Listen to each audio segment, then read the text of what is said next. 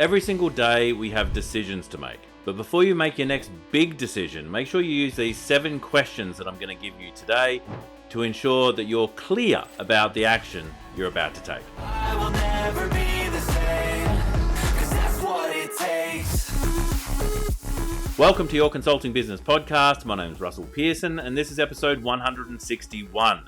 Today on the show, we're talking about decision making, and we're talking about questions to enable good decision making, which is really the bread and butter for you in your consulting business. It's your role to ask great questions. Great questions are your magic wand. If you want to be the Merlin to the Arthurs of the world, if you want to help leaders create great decisions, take next steps, and do it in a way that's much more confident, then ideally we want to have these questions behind our back, ready to use when the time is right to enable people to take action. And so the 7 questions I'm going to give you today are really about getting clarity on the decision that is about to be made so that you can make it more confidently, or in some cases, decide not to make it at all, which is a decision in itself. So let's get into the questions. Let's get started. So the first question is, what would making this decision enable me to either have, be, or do? All right. So this is an unlocking question. So what does it enable me to have that I couldn't have before? What does enable me to be that I couldn't be before? Or what does this decision enable me to do that I couldn't do before? And the reason why I frame it that way is because often we don't have to make a decision to have, be, or do pretty much anything. Often there's this noise on the outside of the periphery. There's these people telling us that we should make certain decisions and we should take certain steps. But in actual fact, we don't always have to take these steps. We can actually look around us and have the opportunities there already. So does this decision unlock for us? Because if it doesn't unlock something new, then it's probably a decision we don't need to make. And so I ask you to ask yourself that question, not just so you can assess what is on the other side. We'll ask that question in a moment. But does this unlock? Does this create a pathway to something new? Does it create an opportunity to have a different type of something, or have more of something, or a different way of getting to something that we didn't have before? So it's capability and capacity. Does it open up opportunity in making this decision? If it's not opening up opportunity, if it's not opening opportunity to something specific, then it's likely that it's just more noise and it's something that we can ignore. Now, the next 4 questions I'm going to give you as a sort of matrix. They're going to work together, these 4 questions, to enable you to get a real map of the territory of the decision that you're about to make. So let me show you on a magic board as to the different aspects so that you can look at the decision you're going to make from a number of different lenses. And so when we think of making a decision, a lot of the time people think about what they're going to gain, but sometimes it's worth asking, what are we going to lose? And so I'll give you the specific question in just a second. So we've got, what could we lose? Because many times people won't make a decision because there's a fear of loss. And when we make a decision, we want to be in a place of confidence. We want to be in a place of abundance about having the things that we need, and not make decisions from a place of fear and scarcity, because often we will make limiting decisions. But there will be things that decisions will cost us, because that's what decisions are all about. They're about cutting off, right? That's where the Latin for decide comes from. It's to cut off. And so there'll be things, there'll be aspects that we lose. Now, we might just be losing feeling. We could be losing a sense of identity. We could be losing all sorts of different things. There could be some very, very tangible things in there, but they are some of the considerations that we want to take in. So there's going to be things that we lose, and there's going to be things that we gain. And the gains speak for themselves. I think they're the opposite of the losses a lot of the time. But what are we going to gain? And is it worth making the decision to gain that?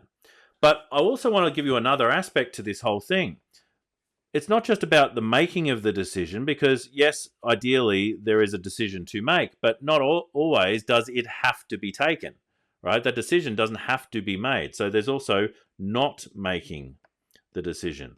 And so there are 4 different aspects that we look at from the gain, the loss, the making, and the not making of decisions. And so we ask these questions in turn to really get a sense of how we're approaching the decision. And a lot of the time, it'll bring up feelings for us. How am I feeling about that? And those feelings are not a bad place to be in. In fact, most people can't make decisions unless they're associated to the decision, which means really having a feeling about it. And often we will already make a decision without thinking about it because of actually how it made us feel. There's nothing wrong with that. That's actually part of human psychology. But we want to be able to actually get a real lay of the land so we can understand the decision that we're going to make. And these 4 questions enable us to do that, especially for clients. So we can ask these questions to clients when they're thinking about making a decision. All right, so number 1, what will I gain by making this decision? What is the thing that I'm going to get? Is it a feeling that I'm going to get? Is it an experience that I'm going to get? Am I actually going to get something tangible like we talked about before, by something that I would have, I can be, I can do? Maybe it does unlock access, but ideally this is less about the capability that it gives me and what will I get as a result. So this is result based. So what can I gain by making the decision? Or on the flip side, what would I gain by not making the decision? And sometimes you might look at these questions and you think that they're just really 2 sides of the same coin. If I say, well, what will I gain by making the decision? Well, then the opposite would be, what do I lose? But often it's not. And so asking these questions independently is a really good step. So what would you gain? I mean, take a question that you might have right now. That could be the reason why you clicked on this video. You maybe have a big decision to make. Well, let's go through the process.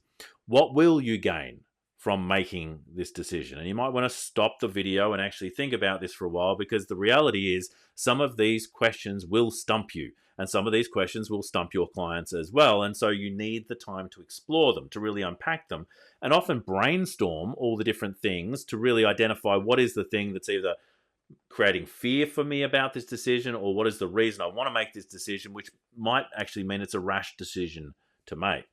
So what do I gain by making the decision? Then what do I gain by not making the decision? But then we ask the flip side, which is, what do I lose by making this decision? Now, the thing we might lose is actually the anxiety of having to make a decision. It could just be as simple as that, but there may be more things. And so listing these things out, again, brainstorming, creating lists, writing it out, especially physical is always a really good way of doing this. So we're in touch with the work that we're doing around making the decision. And I would advise you to advise clients the same sort of thing. Write out the answers. Writing out the answers enables them to be much more in touch with the decision they're making, rather than actually looking at a screen and thinking about it from that point of view. So then we've got what do you lose by making the decision? But then what do you lose by not making the decision? And there are so many people who are often thinking of starting their consulting practice, and they're going, look, I'll just push the can further down the road. I won't make the decision about starting my consulting practice. And it could be costing them a lot. There's so many things that people are done with in this life. They're not done as far as like with life. They don't want to retire. They're in this place where they're actually feeling quite invigorated around their professional life and their career. They want to do more things, but they're done with that, whatever that is. Maybe they're done with the management that there's currently in the hierarchy that they're in. Maybe they're done with the type of role that they're currently in. Maybe they're done with people picking their brain, and they're actually like wanting to use this resource of this knowledge and this experience they've developed over decades, and they want to actually put it to much better use. Okay, so they're done with so many things. Well, what is it costing them to not make this decision? Well, it's costing them time. That's definitely a thing. And for most decisions, you will lose time by not making it, but that could be absolutely defined depending on the decision to make. And so decisions very much around timing. They're not about urgency. And so we don't have to feel the urgency in this, but understand what it is. So what are we losing by not making this? Maybe we're losing an opportunity. Maybe we're losing the momentum. A lot of the time, the momentum, we could have a momentum. And then if we lose momentum when we're stopped, we have to start again, which sometimes restarting requires more energy, where sometimes being in momentum allows you to actually move much more easily. But we ask all these questions. And so the 4 questions again is, what will I gain by making this decision? What will I gain by not making this decision? What will I lose by making this decision? And finally, what will I lose by not making this decision? Now we can get on to question number 6. By the way, if you didn't already know, one of the best ways that you can support this channel is actually by hitting the subscribe button and ringing the bell so you get notified when the next episode becomes available. Leaving comments is fantastic. Hitting the like button, we love that as well. But any interaction, especially if you share it with somebody else who you think will benefit from it, would be incredibly valuable so that we can get the word out about the show. This is episode 161, which means there's 160 other episodes that you can actually go and watch and listen to whenever you'd like to support you in growing a successful consulting business. Now back to the show. Question number 6 is a big one and sometimes a tough one for people because it may be the first time that you've ever asked this question of yourself. And that is, what are you avoiding by making this decision? Now, a lot of people think about avoiding a decision as the avoidance strategy. I'm not going to make this decision because. But sometimes the decision that you've put in front of you is avoiding something else. I'm looking at this decision so I don't have to look at that decision. Or I'm looking at this decision because it's busy work so I don't have to think about that other thing. But in those quiet moments when you've just got a moment to think and the little voices in your head, that it goes, the decision that you should be looking at, the decision that you should be making. And often when we're thinking more logically, we put some of these little things, little strategies in the way to mean we can kick the can further down the road. Now, you could be avoiding something that's legitimate, absolutely, completely fine, but it's a great question to ask yourself. Or you could be avoiding maybe even just the feeling of making a decision. I know so many people, and even myself, have made decisions about what should an employee be doing when that the bigger question is, should I be letting this employee go? Right? Because there's this feeling that comes with the next decision that might need to be made, which is, am I going to be that heartless person that is letting this person leave the business or letting the person, releasing them or firing them at the end of the day from the business before Christmas, or whenever it might be? So it is a great question to ask yourself whenever you're making any decision, especially the big decisions. Like if you feel like this is a big decision in front of you, simply asking yourself, what am I avoiding by making this decision, will often reveal things that you haven't even considered. What I like about this question is actually putting it into generative artificial intelligence, whatever you've been using for a long period of time. So for instance, I use ChatGPT. I use a lot of others as well, but probably do most of my work with ChatGPT. And so when I recently, actually, I asked this question, it knows so much about me, all right? And not only does it know about me, but it knows the way I ask questions, the questions I don't ask, how I vocalize those questions in the written form. And so I asked it the question, what is the thing that I am avoiding right now? It's incredible. It's the response that you get. So I recommend that's something that's worth doing. Going to whatever generative artificial intelligence you're working with and say, a lot about me right now. What am I currently avoiding? What question am I avoiding? What decision am I avoiding? And in doing that, it can actually unlock things that make you suddenly see the world very, very differently. So a great question to ask yourself, an even better question to ask your clients.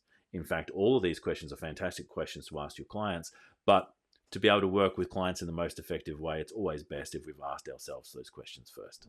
Question number 7, and the final question, is actually a big one, and especially a big one for those people who are consultants and mentors and coaches. Is this decision my decision to make? There are so many times when we feel like something is our responsibility, or we feel like we are the person who steps up to make decisions for someone else.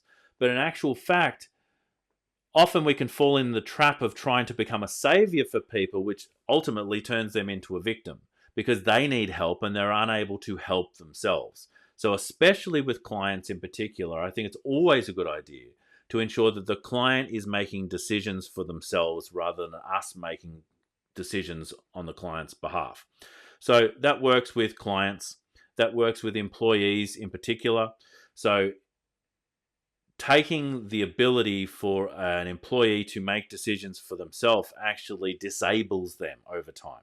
So if we're always making decisions for our employee, then they won't have the capacity and the capability to make decisions for themselves, which means that we're going to be spending time being responsible for the actions that they're taking, rather than enabling them to make their own decisions. So sometimes we'll look at a decision And we'll go, all right, it's a decision that needs to be made. 100%, it needs to be made. We've asked our other questions of it, but maybe it's not my decision to make. Maybe it's a question for Bob to make or for Sally to make, because by them making that decision themselves, they're going to have far more ownership around it. They're going to have far more capability and accountability, but they're also going to take responsibility.